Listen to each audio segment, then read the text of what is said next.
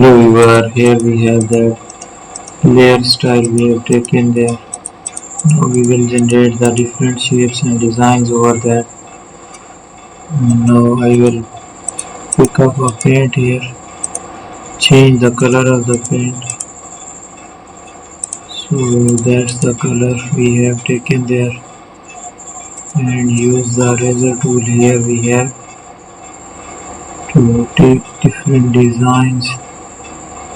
We will apply there, add another paint we are using. So create the designs here. Thank you for watching my video. Don't forget to subscribe my channel. This will help you to generate a new design here.